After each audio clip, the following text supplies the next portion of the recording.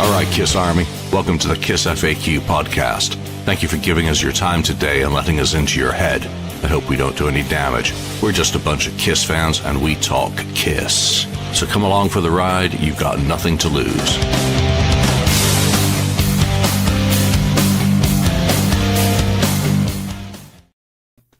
Join the KissFAQ YouTube channel. Member perks include exclusive song story demo bites, songs of the moment with contextual introductions, document and merchandise dives, KissFAQ board topic reaction videos, early access to channel content, and hopefully lots more. Click the join button on the KissFAQ YouTube channel or follow this link.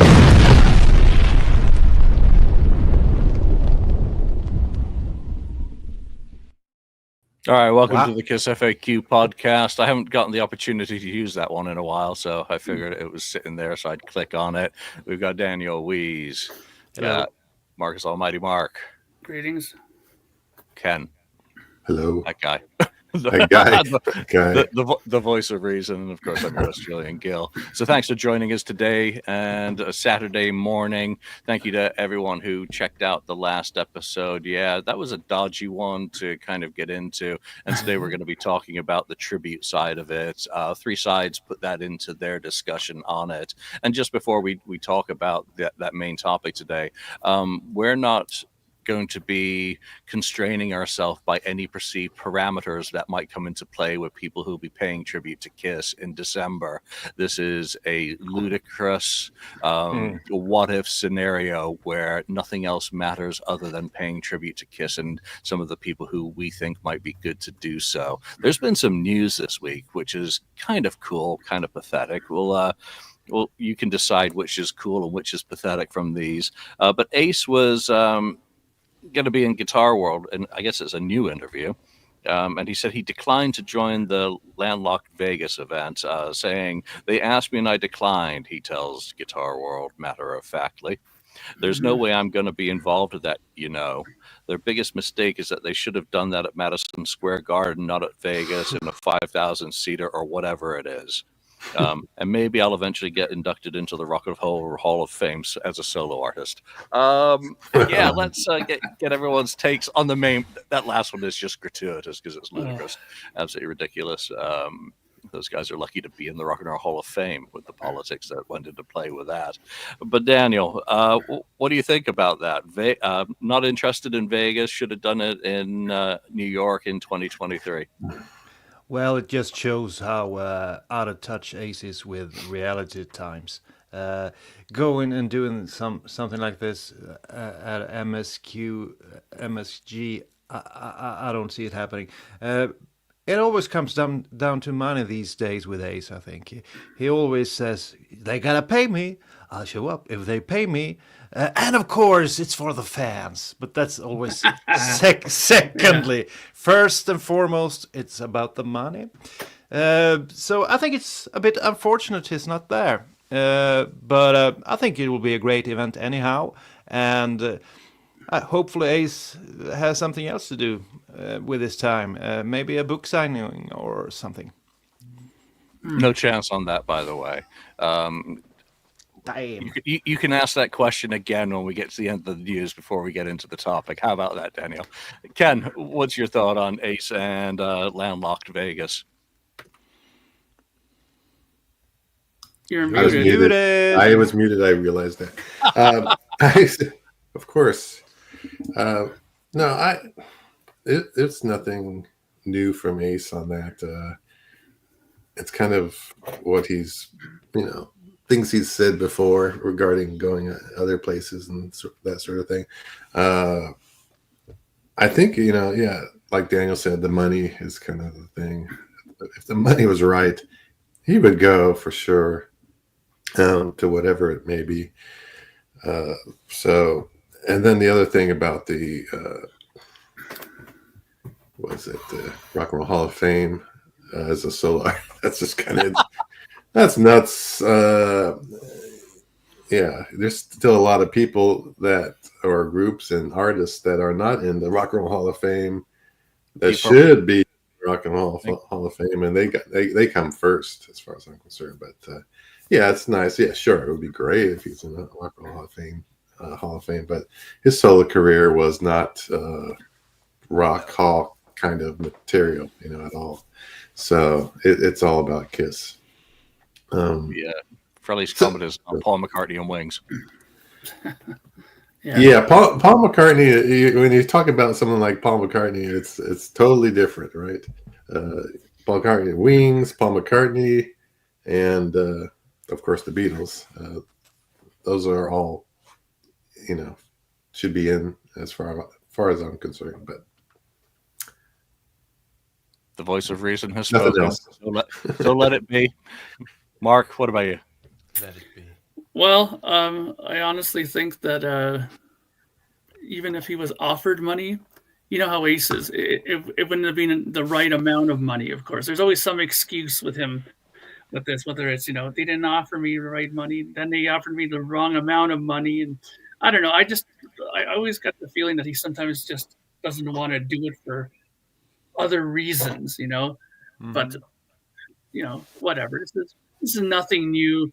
I don't expect to see anything like that happen with him. So I'll be just happy if all four of them show up at this Kennedy thing, and I'll keep it at that. And that Rock and Roll Hall of Fame thing, I'm not even gonna waste my breath with that. Okay. All right. Mark declines to dignify the stupidity of Yes. that question with a response. Thank you, Mark. Amen. As far as I'm concerned, money talks. And while Ace may be saying in that interview that he's declined it, I agree with the sentiment that it should have been in December 2023 at the end, at the final show. There's no doubt about it. That would have been the right time to bring up the originals and, give me the closure that I crave. Or maybe it still wouldn't have been enough. Who knows? I certainly would have taken Peter Criss and Ace Frehley at the end rather than those abominations called avatars of what they presented at that time in a heartbeat. Now for Vegas, I just don't care about Vegas. I have no interest in that. And I don't think even if Ace was to go, it would change anything for me. While he's a no today, tomorrow he could be offered a check, and that check might be the right amount at the right moment. Who knows? I don't care. Ace is going to do what's right for Ace. The ownership is going to do what's right for the ownership, and it's all about spreadsheets and line items. They're not really measuring fan expectations as far as I'm concerned. So the Rock and Roll Hall of Fame thing is ridiculous. I love Ace. I love his solo music. I love what he's done, but it's not, as a solo artist, worthy of recognition on that level. I recognize it every day from my personal entertainment, but it is not by any means worthy of greater significance. And that's why the Kennedy Center Honors was such a shock to me last week as well, for speaking for Kiss on the whole. You asked about signing books, Daniel. So yeah, I'll give you your update. Right now, the Ace book has been through multiple rounds of editing, hunting all the typos and all that. It's been being sent out to copy editors section by section, as there's still areas that we want to close the loop with Ace, hopefully, before we finalize everything. So it's making good progress. I do have an ask for fans out there who have great collections, who have all coin merchandise. I really need a few items for ephemera, and it has to be JPEGs. Scanned is better, or it has to be very good photographs that we can isolate the item and not have like a twill background. But I'm looking for the all coin pen in packaging, with the Ace makeup facing the front. So there was a very cool biro pen that's in packaging. Collectors will know what I'm talking about. I also need the necklace in its packaging. And that was, I believe, the first use of the aura colors on the packaging. So Ace is written in blue, and it's his signature on a gold necklace. Usually I would be able to find something that would be passable, but if you have one of those that you can either scan or take a really good, photo, not using an iPhone because those, for me, suck at photos, but if you know how to operate it properly to get a good photo, that'd be a great help. The black box the cassette box set from 1978 to promote the solo albums has a great little insert booklet that has I think a 2 or 4 page bio on Ace, including the questions that were to be queued up by the DJ using the canned answers on the tape. If you can do high res, copies of just the Ace pages, I don't need the whole freaking book. Don't want it either. It's not to do anything nefarious either. So just those Ace related pages from there, the ones I have are good enough for reference, but not good enough for use. And finally, the Japanese picture disc has to be the original. I don't want the bootleg because of the slight differences in that, but because it incorporates the solo art, I love a high res scan of the actual picture disc. I did look around. Too many of them are signed now, which to me ruins them. So there you go, Daniel. There's an update for you, just for you, Daniel. Thank you, sir. All right, let's get into some of the other news items from the week. I've got a video to go with this one because I had an email drop into my mailbox, a mystery item. Let me just pause that right there. Can I pull it back? Yeah, I can. Okay, good. Look at those freaking colors. What is wrong? What? Yellow, red, white, and black. What the heck? Is that a subliminal message to something that's coming? Might be. Because those are not the aura colors. Are we now breaking branding and using wrong colors as well? Yeah, whatever. So they have offered deals. It looks like clearance items to me. And I don't know whether it's new merch, old merch. It's really kind of non-specific. $150 value. Get it for $45. That sounds like clearance. 60% off. That sounds like fire sale. 75 value. Yeah, take this stuff. Please, it costs too much to store. And I don't know whether it's new stuff, old stuff. I don't really care because I'm not interested in stuff. But a lot of it, I mean, look at this one. You've only got the super micro sizes available. You have to click accepting terms and conditions that you know that it's all sales final. So does not include a box. So it's not. That's a hoodie. Why would it have a box anyway? Yeah, exactly. So, or is it just being shipped in a bubble mailer and they're saying this is going to be shipped cheaply as possible? I don't know if it's clearance, but this might be the right thing for some people who, especially those who love Vegas and gambling with their money, $19 for a $50 value. That might be a perfect deal for merch for people. So they've got t-shirts, they've got mystery collectibles, they've got all sorts of really exciting thing in the wrong colored packaging.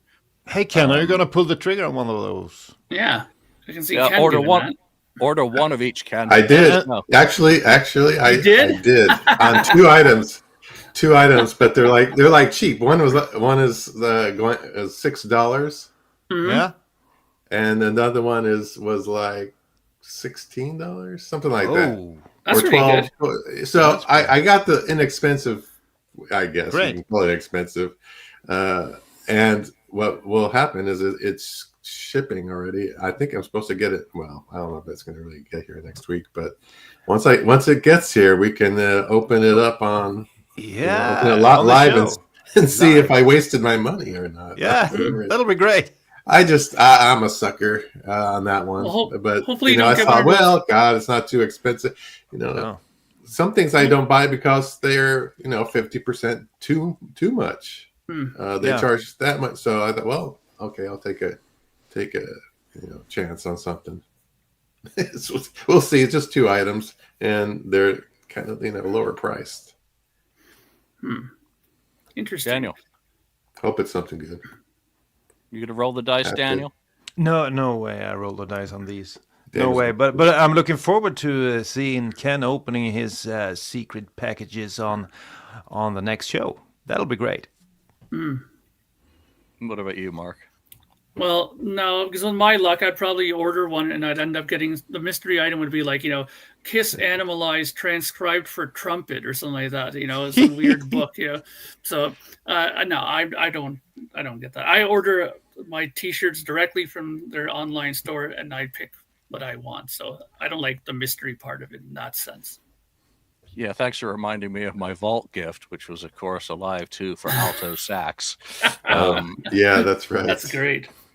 Yeah, it was funny though. I went to Kiss Online to check out what they were offering with this. I mean, I'm curious always, and I was like, do I, don't I? And I don't. And I actually bought something else while I was there at the store, so Oh. go figure. Really? Yeah, I What? did. Well, I want to do an unpackaging, so yeah. Oh, Okay. good. So Or, Julian will do or maybe- packaging also. Yeah. or maybe it's for a secret purpose or something. Who knows? I mean, Oh. all right, so. Yeah, so that was something else completely ridiculous. What is this? Not the 9 o'clock news today. All right, the other news for the day. Let's put this one up. What the hell is that? The avatars live. This is freaking idiotic. Your avatar, yeah. I think this is the first commercial use of the avatar designs. If you look at various images throughout, Like the bat The wings, avatar. the flying, yeah, being flying, and or else that was that Nightmare Child video game. yeah, I remember that. So Had it's. Why would you be promoting something using those dreadful-looking avatars that have been savaged that they even said weren't ready for prime time? Seems a bit weird. So these Didn't are the they tanks. Did they promote it with "Rock and Roll All Night" as the song instead of? Yeah, I took that off. It's better. It makes more sense with War Machine. Yeah. Exactly. Yeah. What were they thinking? Yeah, look at that. So Watch out. here are the designs that I'm berating a Oh, gee, little bit. that's terrible. If the avatars turn out to be that kind of stuff, it's gonna. I mean, uh, look at that. I kind of It's like high quality. the Catman is kind of fierce. Yeah, but I'm having flashback nervous twitches to the garden in December 23 from this. This is just like at the end of the show, my mouth hit the floor. But again, there's a good side and a bad side to this from my point of view. Number one, they're trying to find new audiences. Mm-hmm. I think that's a completely fair thing. Kiss has always done the most ludicrous licensing. Anything that can stick to a wall, it's spitballing ideas. Someone's paid for a license. That's fair business.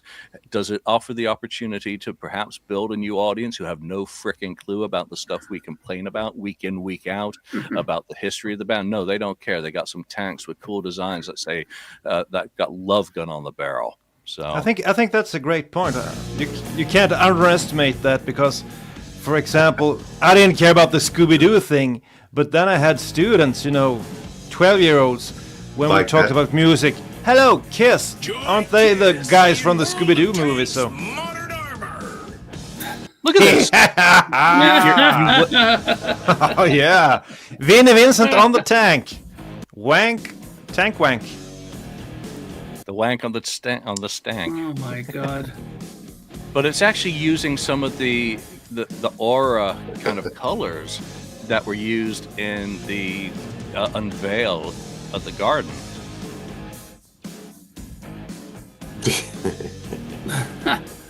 Oh. Yeah, and I couldn't pull those Rock and Roll All Night darks out of the promotional video. Best thing about this is you can blow up stuff. They should have the Ace one go into his house and crash into his own house. Is this like that tanks game that some people play? It's been around for almost a decade. Is this World of Tanks or something like yeah, that? Yeah, Whatever World it's of Tanks or something like that. Is it like new skins for that game, or is this a new Yeah. game? No, I think it's skins, just like World of battleships or whatever it is. They have one on the sea as well that I see ads for all the time. Okay. This is, yeah. Tank foreskins. Whoa. Yeah. Okay, this is what I'm talking about with the Avatar tie-in, which seems to be that these are, to my mind anyway, and again, I'm limited on when it comes to video games, seems to be kind of, look at right there. Ah, I mean, they are that is the avatars, right? Huh. Rock on with Kiss. Now. Rock on with Rock Kiss. on. Dear Oh. God. Oh my god. It, Cat. I don't Hey, if know. that makes you happy, more power to you. If that gets you excited about something, fantastic. So, yeah. It's for the World of Tanks. It's a game, yeah. as was shown in the very last. Let me see if I can put that back in. World of without Tanks, yeah. Without playing the damn thing again. Good. Yeah, so PS4, PS5, Xbox, Xbox One. Clearly, there'll be links to this wherever you consume your KISS news, and you can go and find out more about it there. I'm strictly talking about it from the imagery point of view, where to me these are just not indicative of the direction the Avatar is taking, actually making any ground up in the years since 2023. To me, I'm very concerned. I'm more concerned now about the futures of the avatars if merchandise is already being made to kind of set the groundwork for the avatars in 2027, appearing closer to what I saw in December 2023, rather than being improved and made amazing. It's what scares me is the avatars are they might come across as like a tribute band instead of closer to the real KISS, and I don't want that, But what Wade just said, we all know why, because KISS is always 4 years behind everything. Their whole career is 4 years behind. Yeah, that's true. That's why. Yeah. I'd like them to make a hockey team for NHL 2026. The KISS team, and then you can play Vinnie Vincent on the left wing and Eric Carr on the defense. I'd like that. That's my game. That's the only game I play. Yeah, KISS has too often been behind the curve, but I'm happy. On the one side, I'm happy to see KISS anywhere. When KISS pops up in my news feed doing something, whether I'm interested in it or not, as a KISS fan, I'm excited. But then my mind starts looking at it and thinking, I'm like, well, that's just the avatars. Those don't look fully baked still. What the hell? They told us that those were early prototypes, that those weren't ready for prime time. Well, here is prime time if you're licensing that IP already to businesses. You licensing half-baked stuff? You told us this was half-baked and just a taste in December 2023. Now that seems 18 months later seems to be completely different from what you were saying there. So have you stopped trying to improve them? Have you found limitations? And I don't want to get into, Pop House's business, because I'm simply not interested in the avatars still. And this does nothing to increase my interest in the avatars if that is the case. I think this is a separate thing. I don't think this has anything to do with the avatars. It's just a quick buck. Slapping some old stuff. Yeah. Doesn't make any sense then. It's a quick buck for KISS or for Pop House or whoever owns that. Must be Pop House then. All right, so only 349.5 million left to recoup. True that. You're getting there, one step at a time, one license at a time. What other news for the week? Reagan movie. So if you remember, Gene did a cover of Stormy Weather last year for the Reagan biopic, and that's being turned into 2 albums. One of the albums to be released on Curb Records will be the original music that was done for the whatever, I don't know if it was a movie or a series, and the other will be the covers, which will include Gene's take. So Gene will be coming to an album with that version of the song before too long, and I think that's cool. Didn't think he did that great a job on it, but it's still Gene on an album. It's all good. So all right, you guys ready for the main topic? Hell yeah. Yeah, sure. The audience is like, yeah, please. Put a timestamp in this for everyone who watches afterwards. Yeah, it's nice to have several things to talk about this week. And, we didn't cover everything that's happened. Stuff is happening. That is great. That is positive. KISS Online, the store, the World of Tanks. It's all good. It's all positive. KISS has a pulse. The KISS Army has a pulse, because we're either indifferent, happy, or mad. So it's gotten a response out of us. We wanted to go into the Kennedy Center and talk about how KISS can be honored musically and in terms of the structure. So I went back and I did some really hardcore research. I had to sit through the Led Zeppelin induction, that was fantastic. Yeah, I sat was through great. Barry Gibb. I sat through the Who. And who was the fourth one that I put up? Paul McCartney. So it was super. Number one, it was super fun having to see how those artists were honored at the Kennedy Center. Now, suspend reality for this discussion, everyone. Okay. Because reality sucks. That's why we're here doing a podcast about the band that we love, is to escape the humdrum of every day and to the reality that we face and live with. We're doing this with no parameters, they don't align with my perception of the perceived perception of such and such. Nah, screw all that, because otherwise you're just never going to be able to have a conversation about it. To get us started, I did a monologue, which is my perception of how Kiss could be honored in, I said it was roughly 5 minutes. Yeah, I didn't quite make that, but I'm a long-winded bastard. And that's been out a few days, which is what I would imagine would be running in the background of a montage of Kiss clips being interrupted by some of the great and good with sound bites. That seems to be a recurrent theme through honoring Kennedy Center honorees. So we've come up with a few questions.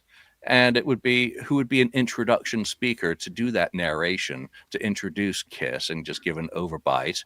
Who would be some of the great people who could speak to Kiss, to thank them for their inspiration musically or whatever they've done. 3 or 4 tribute songs. What are the mandatory songs that have to be played during the tribute to Kiss in December? And, who are some of the musicians who you would love to see as part of the musical tribute? There have been all sorts of people on that stage. Kid Rock's been up there. Yeah. I can't think of anyone. Dave Lenny Grohl. Kravitz. Lenny Kravitz has been done a couple. So there are some regular people who show up, and I'm sure everyone's got some people that they don't want to show up. So let's start with that first question, Ken. An introduction speaker, who should be emceeing Kiss's intro? I had you as the introduction. So you will welcome all the different, Wow. You have an introductory little speech about Kiss, and then you will introduce all the, different acts that are doing the tributes, and you'll introduce the primary tribute, speech giver that comes too, that does the longer speech. So I gave it to you, Julian. No, I like the Casey Kasem avatar, but I'd substitute that with Dick Clark. That would be way more. Mark, what about you? Well, what I did is I ended up picking, and people are going to roll their eyes, but to hell with you guys, because I think this makes perfect sense. And that is Geddy Lee. Geddy Lee would be perfect, of course, because he has history with them. He can talk about everything back, have memories of the days past. And I would do the same thing like what Ken did. I would have him throughout the whole thing, like introducing different things, and even introducing the bands as they go up to play, and even introduce the keynote guy at the end, the tribute speaker at the end. So I think Geddy Lee would be perfect for it. He knows them. He's known them throughout their career, even from early on as the beginning. So I think he would be a good pick for introduction or speaker in general. I really like that. Our Bass Players People 2 is a great series, and if anyone hasn't caught it, check it out on YouTube. Clips. Geddy speaks very well. He's got a great tone and timbre, and also his delivery, just how his body language is when he speaks. I wouldn't, Alex Lifeson would do a great job too. Blah, blah. He'd be blah, too comical, blah, blah, blah, yeah. blah, blah, blah, blah. That'd be pretty good. So I like Geddy Lee. Great choice. Daniel. I used the Led Zeppelin introduction as a template. I think that was a great show. So what I'm looking for is something similar to what Jack Black did in that introduction. I think it was great. So I'd go for some of these old timers that has a lot to do with Kiss because they've been on their shows and so on. I'd actually pick, I guess these guys are almost out of work at this point in time because their shows have been canceled, but they pop up here and there on different podcasts, and I would pick either Conan O'Brien, You know, he has a connection with Kiss, introducing them on the reunion tour. Or Dave Letterman. They've been on Letterman playing their stuff several times. Or Jay Leno. I guess he's my favorite because I think he's the funniest of the three. Jay Leno, if he can get away from all his cars and stuff and do a show. And he was actually on Kiss album. Do you remember that long-winded interview at the end of one of those compilation albums? So all these three guys have some sort of connection to Kiss, and they are great at, introducing stuff. They've been monologuing at the start of shows for decades. So any one of those three, or all three of them at the same time, taking turns, that would be great. I'm starting to question my picks because Daniel just hit the home run right there with the logic. And that's the way I always look at things, but I didn't look at it that way. I looked at Ricky Gervais. How about David Chappelle? No. Oh, gosh. I was thinking, someone who could absolutely bring the event down to the people's level. And I was looking through other people's suggestions as well, and some that jumped out at me was Craig Gass, because he could take the Mickey out of both Gene and Paul with his vocal imitations, but no one would know who he was. So someone I'm going to actually go with Daniel and say what Daniel said. I now think would be one of those. Conan, etc. Yeah. Yeah, Leno or Conan, either of them to me would be. Great. But you can't have both of them at the same time because they were, that whole drama with the Tonight Show. So who was going to get the Tonight Show spot? Yeah. You have to, or maybe they can come together for this event and be friends again. It's supposed to be a kumbaya moment, remember? Yeah, that'll be cool. Well, if you ever watch the Oscars, and sometimes they pair up presenters and they have a little bit of a deadpan back and forth, yeah, that dynamic could, it could quite work. All right, so the second thing to kind of think about is, so that's your intro MC. Who else could actually introduce? I want Howard Stern in some way. Either introducing the tributes or just doing something obnoxious to keep things moving after that intro is done. Is there anyone else that you would also like speaking during these? So I picked 5 people for sound bites because I thought that's what you put in there anyways, like to put in people for sound bites. So I picked 5 people. Some of them you'll agree and maybe you won't agree with, but numero uno, I put Doc McGee. I think he should talk for sure. Having worked with them through the years, I think that what he would say would be somewhat important through the history of it. And he's good at buttering things up and making it sound good. Nikki Sixx, I think that he should be talking about it because he can remember back to the days when they were opening for Kiss back in the days, have some interesting comments with it. Of course, you have to have the guy that's involved with all these kind of things, Dave Grohl. It's not a presentation if Dave Grohl isn't there, especially if it's rock and roll. Right, so have him in there with some sort of tidbit about how they influenced Nirvana or whoever else, right? And similarly, what's interesting is Kirk Hammett. He's talked a lot about Kiss and how he had, pictures of Ace on his wall, and he talked about Alive and how influential that was for him. So, and don't forget, these are just bites. They're not going to be talking for 10 minutes. They're just going to be saying little things here and there in between. And the last person there, and you got to have this, number one, because, I have to represent him because he is a Canadian-born guy. And he's a loudmouth, and people would probably laugh their ass off, and he'd have some great things about the Kiss Army, man, and that's Sebastian Bach. So for sure, you have to have him in there because he is probably, what did he say? Was it like he was member number 5 or 6 or something? He was some, he always has something, outrageous and sometimes comical to say about it. So I think those 5 people would be good for sound bites, in my opinion. Yeah, I'll agree with you on Doc McGee. I'm going to throw Joyce Bogart Tribulus into the mix as the original co-manager of the band. I would also have Eddie Trunk. Definitely have Eddie Trunk. Have to have Eddie Trunk. I don't want Dave Grohl anywhere near this. Yeah. I don't want this to be used as the rehabilitation of Dave Grohl's ego and image, as much as I love Dave Grohl.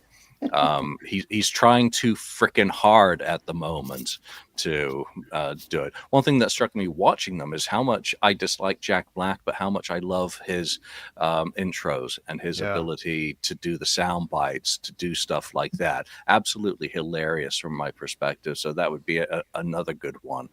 And then I want a peer. There's no one left from the Dolls. You need someone from that scene. But I don't think there's anyone from that scene really with the stature. So I end up with Alice Cooper. Yeah. Because again, the inspiration and speaking to them, taking elements of what he was doing and transforming that presentation in a new way, authoritatively. So yeah, some of my picks are jokey, wise ass ones, but Alice Cooper would be a serious person to speak a soundbite. Ken, soundbites. Yeah, actually, Mark hit, I think, the nail on the head with all those. I agree with those. And actually, Julian, he just said Alice Cooper. I was thinking Alice Cooper also. As another thing, even though he's not alive, I would want to have something that they can pull from the archives of Bill Aucoin saying something about Kiss. I'm sure there's something they could pull from him that they could use, and maybe even Dee Snider, from Twisted Sister is another one. He obviously is a Kiss fan. Yeah, he's got on Kiss, about this or that over the years, but he's still, I think, a Kiss fan at heart. So I think he would have been, he's a good for talking a lot about different things. So, but yeah, I agree with all your guys' picks for sure. Yeah, this is a good one. Eddie Kramer. I'd actually have Bob Ezrin do it because, again, I think Bob Ezrin. Well, in terms of speaking to art. That's true. Yeah. Eddie's more the engineer, the meat and potato working man engineer, so he could speak well to the Led Zeppelin side of things. So, either or, both would be good. Daniel, did you have any people that you'd want to speak? Because I think we have to counter one of these other Scandinavian suggestions about Bjorn. Ulvaeus, yeah. You made a lot of great picks, but for me, this show is about showing Kiss for new fans and honoring their history. Of course, I don't think too many new fans would be gained through having archive footage or audio from Bill Aucoin or Eddie Kramer. That's more for us, for the hardcore Kiss fans. We would appreciate that. No one else would know who these guys are almost. But I would go for something that would strike some interests from the common people that don't know Kiss that much. This show should be something that could push Kiss into new areas where people. How about Kermit the Frog? Kermit the Frog? No way, Kermit the Frog. No, I'm looking more for guys with. I'm looking for guys who've done something musically. Slash, for example, would be a great pick. He said he liked Kiss a lot, and I will also go back to the beginning. Jimmy Page, a friend of Paul's. Why not have him on here? Maybe even Tony Iommi. And something from a bit younger musicians. Maybe that guy from Ghost as well. I don't think Tony Iommi would do that. Yeah, he's a Swede, so he'll do all right. So something like that. Guys from the beginning: Jimmy Page, Tony Iommi, and newer guys, and some iconic guys like Slash, who's a friend of Ace's. So I think that would be great. All right, let's talk about the music, because the music is all that really matters. Yeah. And I think I detailed 3 songs, but I actually changed my mind. It has to be 4. And I'm gonna go first, just because to give you guys time to think about a 4th pick. I don't have to think. What I think is important in honoring the group is, number 1, making sure that the members are properly named in order. So Gene, Paul, Peter, Ace. Okay. Ace was the last to join. But also that the songs have to represent the 4 who became 1. And there has to be 1 song from each of them primarily. We'll wait for Daniel to stop moving his furniture. Daniel's shelf falls off the wall. If it comes down on your head, it's all your fault. So I think we have to have the obvious. I don't think you're going to get the oath played, guys, and Nope. it just is not going to happen.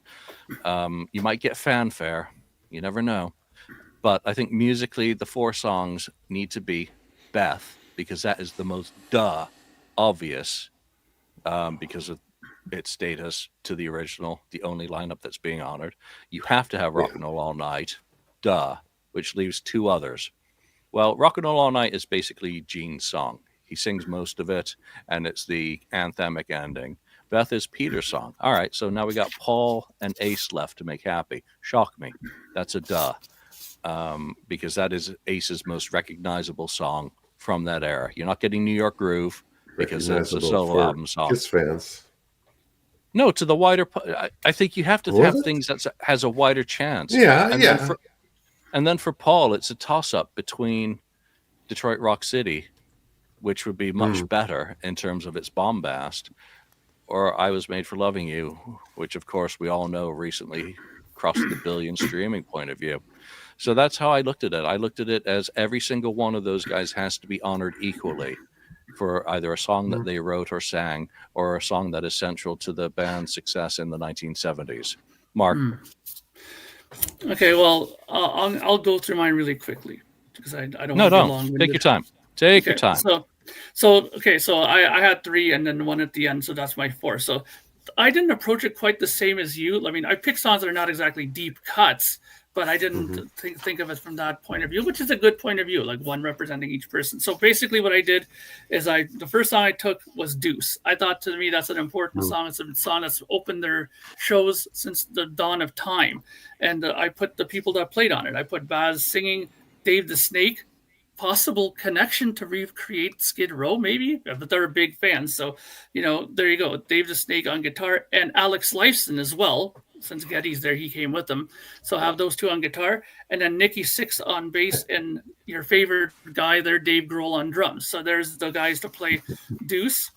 Then I have Love Gun, which to me is an important song in the Kiss career. I'd rather hear that than I Was Made for Loving You, but I understand why you picked it because it is a huge song. For that, I picked Doro Pesch to sing. I thought that she would be a good person to bring in there because she is a big Kiss person and, talks about them and knows about them. Kirk Hammett on guitar, John Five on guitar, Nikki again on bass, and Dave Grohl again on drums. Then I picked one that I thought was really important, I thought. And I'm wondering and hoping that maybe they will actually do this. I think this one is probably the only one that could be maybe possible, but it still might be a long shot, is Hard Luck Woman, acoustically done by Nick Simmons and Evan Stanley. Since those 2 guys have been doing songs together, why not put those 2 guys together up there to do a song to represent Kiss, but to represent the future of Kiss? I keep saying it. Everybody's been laughing at me about that from the beginning, but more and more and more you're seeing this starting to happen. Who's going to have the last laugh 5 years from now? We'll see. Okay, and what's your other pick? David Garibaldi painting Rock and Roll All Night at the end?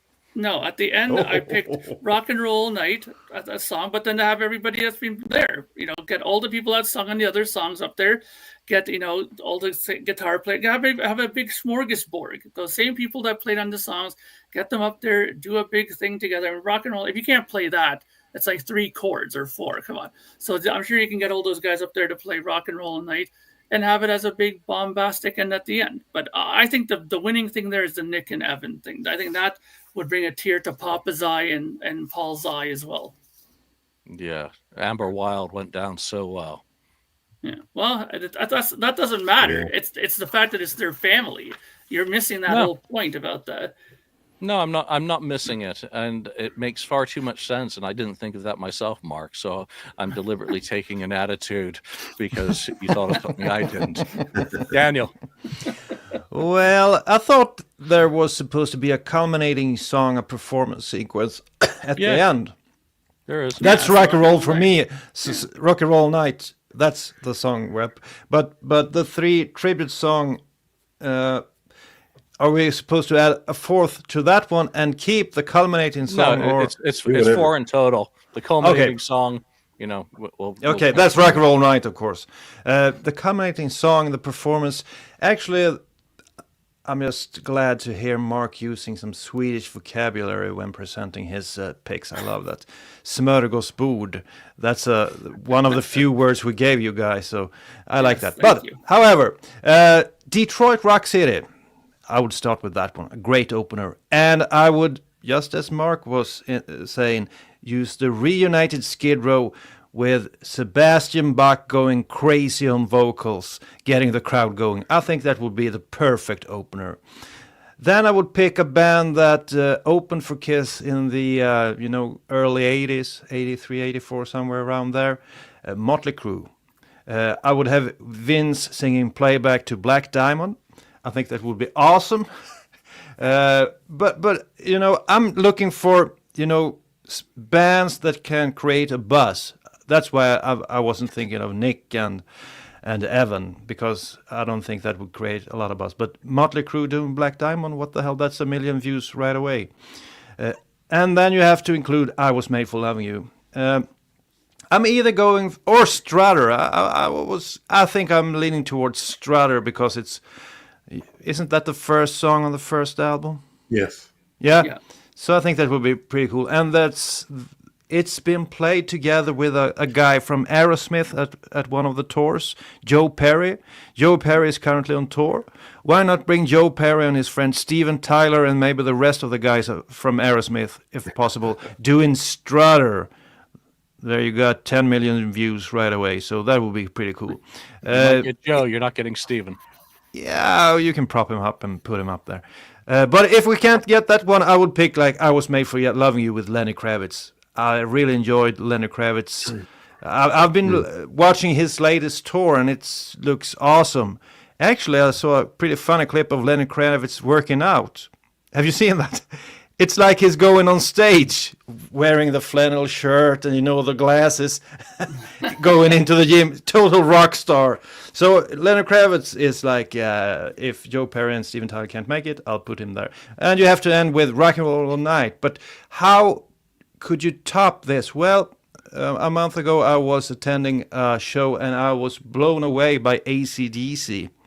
Live in Gothenburg. They sold out 2 shows in Gothenburg. I think there was like 65,000 each night. Totally insane. And having them, or actually it's Angus and Brian and a few other guys, doing Rock and Roll All Night to close things off. That'll be cool. Okay, so who's playing bass for Nikki and who's singing for Vince? It doesn't matter.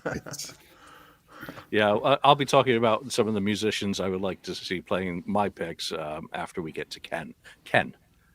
Yes, my list kept changing. Like I did have Shock Me. Four Ties.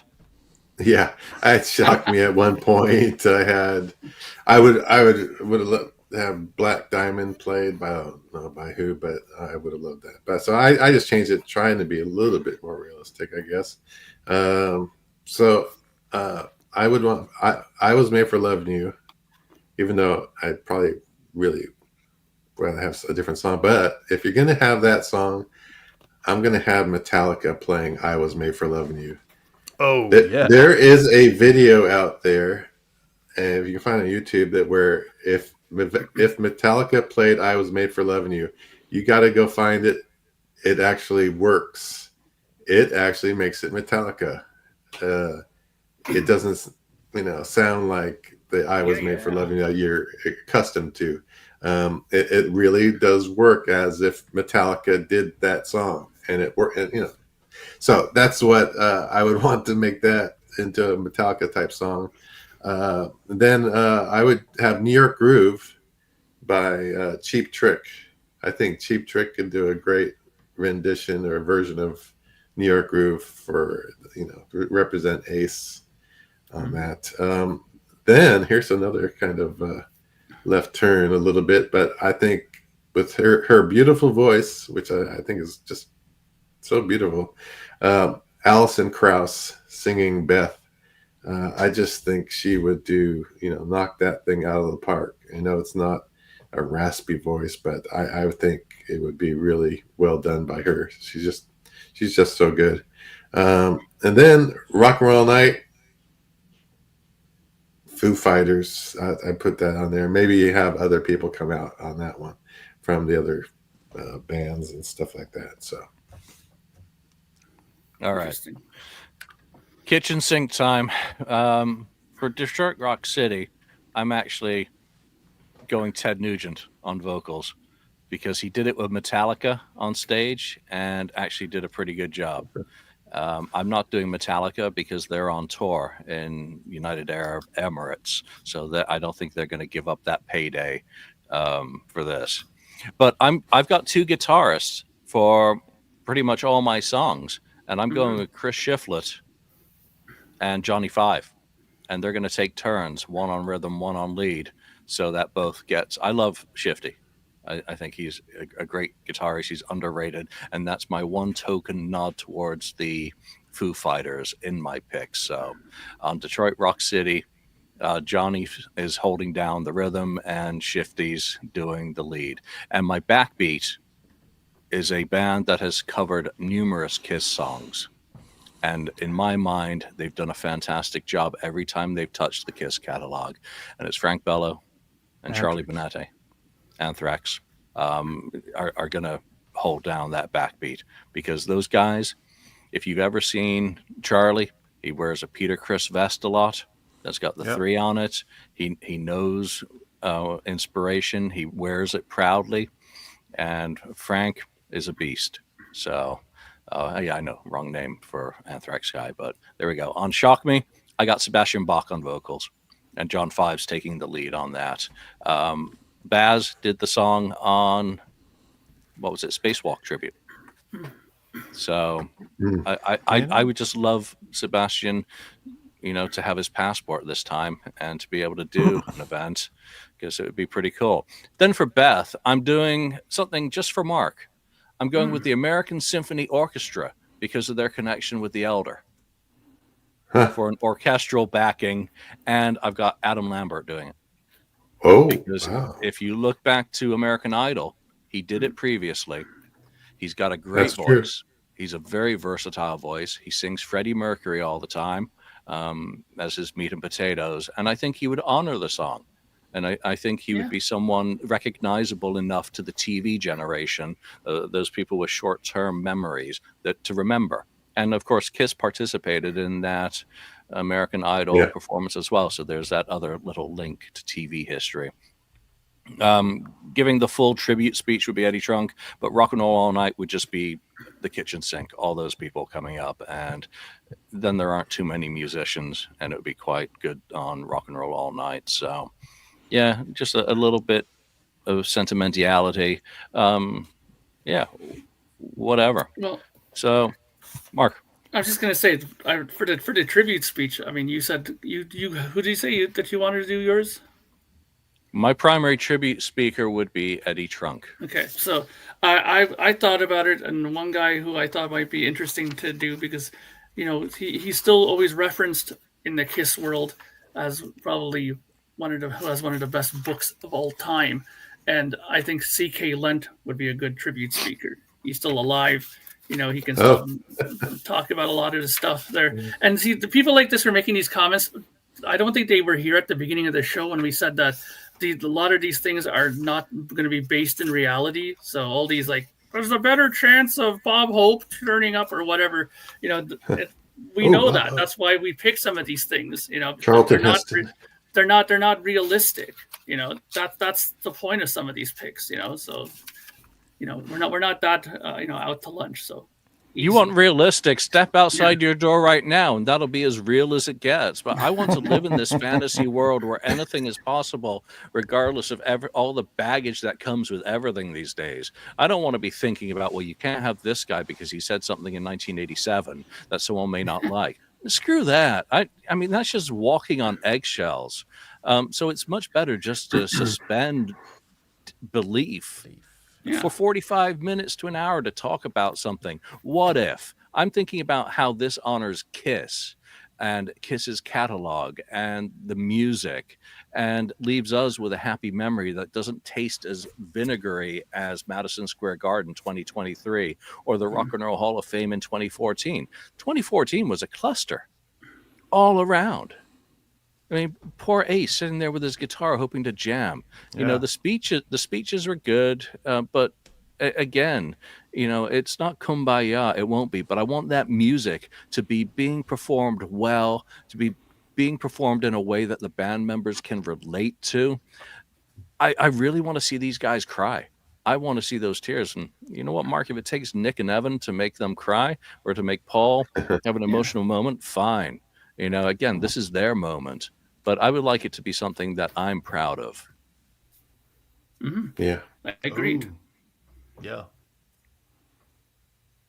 All right, who wants to go with another person Is- to give a speech? Speech? The Speech. primary tribute speech giver. Well, I would actually go back to my original picks for the beginning of the show. Either use Conan, Letterman, or Jay Leno would be awesome. If I would use a musician, I would probably pick a pair that would walk on stage and create quite a buzz. Mick Jagger and Keith Richards, talking about Kiss. That would be pretty good. Oh my God. Yeah. So that's I my don't even pick. think they That's know who wild. they are. You know, That's Hell wild. yeah. Who- Hell yeah. Who's that? those guys are like they predate Kiss by like 10 years. Yeah, but Yeah. it would create a buzz, you would, make You're the just show all go about over that. the top. Like, you know, it's Yes, just about the buzz this and- whole show is about creating a buzz for Kiss. We all know Bill O'Coin and all those guys. They won't create any buzz. We need to make an impact. This is one of our last chances to make an impact with the band. So Dude, get all, you're as throw bad as everything Ken in, with and this. the Oh God, You're as Daniel's bad gone as all Ken. Tupac. You know, let's shock the people. We're gonna shock Let's the shock- people. We gotta exactly, shock the people. exactly. All right, Tupac. The for me at least, I kept switching it up, but I decided to throw out there as a primary tribute speech giver. Right, but now Ken, you do realize you could have two people going out, so you can have your tie. Oh yeah, well yeah, I could. I don't know. I picked Maynard James Keenan of Tool. I don't know if he's a great speech Never even heard him maker. Yeah, exactly. I know, but it's like a I threw it out there because he's a big, Kiss fan and known, influenced and everything. So I thought, well, let's see what he can do. I don't know how that would go over, but that was just one I threw out there. The other one I was thinking of is more. This is like out there, left field. Yeah, Morgan Freeman. Just because of his voice. Yeah. Let someone else write the speech for him. Like I don't know who. Maybe Eddie Trunk can write the speech and have Morgan Freeman. Yeah, I'd like that one. Yeah, it's like this. Is you always hear his voice on commercials and narrations of Mhm. other things and stuff. But Yeah. that's just out of left field for fun. Now that makes me want to voice clone my monologue into Morgan Freeman's voice to see what that would sound like. with Yeah, a I'll try real that. speaker with resonance. I mean, Todd, you raise a really good point. I'm looking forward to the Kiss Oh, Lord. FAQ episode after the Kennedy Center honors. Yeah, you know what? Same shit, different day. It's the reaction after the fact is always going to be vastly different than expectations, months away from the actual event. If you look back at any of our shows, when we're looking forward to the end of the road, the final show, and all the possibilities, and then you see me stumbling out of Madison Square Garden, Shaking your head. dragging my jaw back to the hotel to talk about, or after Vancouver. We've done, a lot of episodes. We've been wrong an awful lot in what we thought would happen. And that's why for this show today, this is about absolutely unbelievable, not worrying about any of the factors that come into play. Yeah. So yeah, it's going to be a vastly different show afterwards. Because But again, you mentioned a lot of the older shows, the old shows that we've done. I think it's fascinating to go back after a few years and watch what you thought, because things change. And I encourage you people to go and watch that episode after Vancouver. I think both Julian and Ken was there, weren't you? Or No, Ken wasn't there, just me. I Ken was was not it was there. you? Yeah, but the positivity after that concert, and it created quite a vibe. You have to remember that Kiss really went all in for that last tour at the beginning, but they kept on going for so long, so you almost forget that. So go back and watch that episode. I mean, I think Julian was kind of blown away by that first show. I was, and I still have that memory in my heart because I was blown away. A lot of the things had been kept under wraps. I knew quite a lot of details about what it was, but I didn't know what it was going to feel like. I didn't know what it was going to look like. I didn't know what it was going to be to stand with 15,000 other people in Rogers, what is it, Arena or BC Place? I lose track of which one is which up there that night, and to actually feel the moment that this was the start of the end of the road. We didn't know how long that road was. We didn't know about COVID at that point. We didn't know about the death of Fran. We didn't know all the negatives that were going to come. We didn't know all the positives that were going to come. That was the start of the road. So I still feel that because, again, Kiss is my team. Kiss is my band. Through thick and through thin, I still love Kiss. I love the music of Kiss. I love the history of Kiss. And that was another topic that actually showed up on the board this week that I'd like to just cover quickly. How has your fandom changed since the end of the road, now that we're 18 months on? And when someone asked that question on the FAQ this week, I was like, it hasn't changed. I still love digging into history and doing song stories and doing the productions that I do on the side, whether 300 people consume them or 3,000 people consume them. I still get off in the library. You are. And get escorted out. No, Wait a minute. I still love going in and pulling a new microfilm. It's getting that email saying your new microfilm has arrived. Number one, it's getting rarer and rarer for it to actually arrive, but to go in and actually have that adrenaline surge of the hunt, or writing something and clarifying something or correcting something, I am still enjoying that. The audience is changing. The audience is shrinking. The dynamics are shifting into what Kiss fans are consuming and how they're consuming it. I look at numbers. I have obviously the board. I've got the social media analytics going, so I see how things are shifting, even down to the podcast consumption and what people are still interested in. So it's changing. I'm not, and that might lead to a problem down the road, because eventually I'll probably just be talking to myself. But for me, this week is that I haven't changed. Kiss has changed. Kiss has ended. And we're still in the undiscovered country of what comes next. But again, this was a week where there was, tanks, there was Ace, there was, mystery items. This is a good week for me as a Kiss fan. I mean, all the stuff I do on the side, I'm middle way riding through the next audio odyssey, enjoying the living daylights out of that. So it hasn't changed. Daniel, how's it changed for you? Well, the thing I miss most is, of course, the live shows. I've given up on new records a long time ago, but I still get a show here and there. I saw Gene Simmons not too long ago. It was pretty fun. But for me, it's more the community these days, getting in contact with other Kiss fans who have the same passion about the band. So this is an arena that I really enjoy to be a part of, talking Kiss with other Kiss lunatics from all over the world. I think that's pretty incredible that you can do at a weekly basis. I just miss Lonnie. I don't know. I think he has a lot to do at work, but he seems to have I wouldn't trade jobs. I wouldn't trade my job for the one he's doing. He seems to be, working his ass off all the time. So it's more about the community, and still things pop up, old clips, suddenly appear on YouTube. People send me files that I haven't seen, haven't heard. So there's always something on the horizon. I think Kiss will never stop completely. There still will be news going on for years and years. So I'm still enjoying it.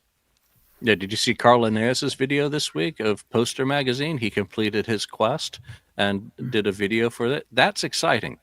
That's someone who still gets it, and to share that. I mean, what a quest to collect all of those magazines. Mark, what about you? Yeah, I think it's changed for me significantly. I mean, I remember years back that there was a lot of things I looked forward to. Back in the '90s, we did, a lot of conventions came through Toronto and stuff like that, and there was new albums to look forward to and stuff like that, and going to a lot of shows like I remember when Sonic Boom and Monster and all that came, and even after that, there was lots of tours that came through. But I mean, after it's been now wrapped up, and after the Pop House takeover and all that stuff, I've really lost interest in anything new, because everything that's kind of come up that's new has really gotten me not excited at all about what they're doing. I think their direction that they're in is just not good. I mean, I don't know who's guiding this, but it's just not for me. One thing that I am extremely excited about, though, is I'm kind of in that place now where I like to go a bit backwards now. I love these kind of deep dive things. Like, I mean, and I'm not just saying this just because Julian's a good friend, but I really enjoy these, things in the members only thing, like the whole, elder look at and the deep dive and the Odyssey audio book stuff and that. I mean, these things, we've one of the things I've always thought was an interesting comparison is that, like they talk about how man wants to explore space, but we still haven't fully explored the ocean bottom. You know what I mean? Like we people are always worrying about what's coming next, but there's still so much of that's gone past that we haven't, deep dive enough into, I think. There's so much that we're discovering about Kiss, or people like Julian and these other authors and people who write books, like the people in Sweden that Daniel knows, who makes those magazines, that they're discovering all kinds of things about Kiss in certain time periods that I find fascinating. Like those books, like the Kissteria book, like the Mass Kissteria. It's one of my favorite reads still. That time period is a period I've always enjoyed. I love that album, and learning more about that is something I'm still excited about. Those kind of moments. That's why I think people like me and Daniel, who we always kind of, try to elbow Julian, what's going on with the War Machine book, or what's going on with this? It's because we're genuinely excited to learn more about those periods that we're so in love with still, right? So for me, it's not so much about what's coming with Kiss.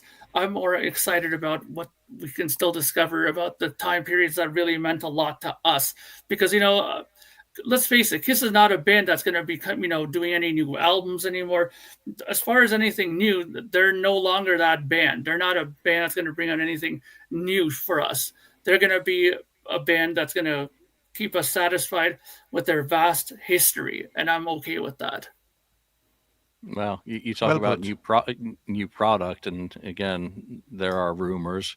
I just hope it doesn't end up like the Beatles, because with their anthology reissue, adding a fourth CD, and it's mostly shit magpied from the box sets, that they've already released. There's only 13, in essence, new tracks on that 190. No interest in that. I don't want Kiss to become like that. I don't doubt that it will. Not Mark, the other one, Ken. The other one, Ken. Well, you over there. Yeah, I remember after the End of the Road ended in New York, and it was like a month or two later. I remember, Julian, you were saying, I don't know if this thing's going to keep going, like this podcast itself, and what's going to happen, because you didn't know how you really felt about Kiss, and it was quiet. It was kind of that first 6 months or so. We kept going and stuff. We didn't know what was going to happen and how we were going to keep going, but we keep talking about it. We keep the passion's still there. We're still doing this every week, talking about the history of Kiss, and that's the important thing at this point. Is there's not much of a future, I don't think, except for things like when we get the live box set, which I'm hoping they put on pre-order in September on the date of the Alive release, which is 10th. With the 10th of September, which should, I mean, if they do it right, Pop House, do it right. So anyway, that kind of stuff. Mine hasn't changed that much. Otherwise, I mean, we can't go to concerts or anything anymore or anything like that, or expect new material, except unreleased material. I guess that's about all we can get and hope for. But it's nice if these things keep popping up, like the Kennedy Center honors and other things that get out there. I mean, even that video game, even though I'm not going to get that video game, it's kind of nice to see, like, well, it's Kiss is out there, the name's out there. But I wish they would do it somehow better to get the Kiss brand, or whatever you want to say, out there to get the younger crowd in. I guess video games is a way you can get them young with, if you can make a really good start them off with a cartoon and stuff like that kind of stuff, and bring them up, bring the music, have that music in that stuff, kind of like Scooby-Doo. It did work because they had Kiss characters, and they actually had Kiss music in there, which was a good kind of introduction to some younger kids. Maybe they get hooked. I don't know. But for me, yeah, I'm just always going to be a Kiss fan. I'm always passionate about it, as like you guys are. It's just, you just hope for things that are going to excite you coming down the road for Kiss that you didn't expect. And that's what we look for. And we will continue to talk about this stuff, like I said, weekly, and it's still a joy to do, I still don't know about the future of the podcast. I don't worry about it either. I mean, Yeah. it's great. It's always one of the things. Do I want to do a show this week? Do I feel like there's an impetus to do so? And then we get together, and I see who shows up, and we've got a great conversation. We're having fun. I look at our audience, and it inspires me to keep going. The audience is so much a part of it now, as getting together with you guys as friends. It's fantastic. We don't put every comment up, Chris, but I do read them as we're going through. And we're Chuck here today. I'm sure I'd be saying the same. But again, we're all participating in this together, whether we're behind the microphone and camera or whether we're watching. When I was watching Podcast Rock City last week, or they've got a similar live show going, and I get to be a participant on that and just be me, and occasionally have a little bit of conversation with some of the others in the live chat there, and it's great. Watching Three Sides this week is still great. So again, it's still going. I don't worry about whether this is our last show or just the one before the next show. None of that matters. It's like life. It is what it is. You don't know when the show's over, but you know when the show's over, I guess, if you take my double meaning there.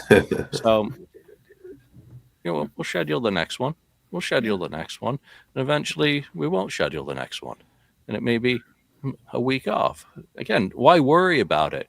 This week we've been lucky. There's been a lot to talk about, and it's been awesome. Daniel, any final thoughts before we wrap? Yeah, I'm just thinking about, I see the episode number up in the left corner there, 596. We're closing in on 600. Uh-oh. Maybe, usually we do something for these sort of anniversaries, so maybe that's something to keep in mind. Yeah. I think just having it will be the celebration. We'll just call it just another episode. That's the title of that, number 600. It really does become that. It's like age. It just becomes another number at a certain stage. Right. Milestones matter less than the miles traveled. So there we are. let's end on a kumbaya moment. I want to thank everyone who's joined us in the audience. As I put in the note, we do appreciate you showing up and being with us during these shows. It adds a lot to it. It's a very important thing to have the conversation, the points of views outside of, people who have podcasted together for years and I guess can read each other's minds to a certain extent at this point. So we do appreciate all our listeners, whether you're tuning in live or whether you're catching us on some stream at another time. But that's it for now. So from Mark, from Ken, from Daniel and myself, thanks for joining us, and we shall see you in the next episode.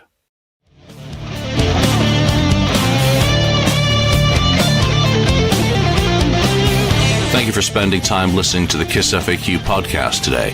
All sales are final. There are no refunds. If you'd like, look us up on Facebook or come over to the message board and discuss the topics we've broadcast today. Don't forget to hit subscribe wherever you've listened to this show, and a like would very much be appreciated.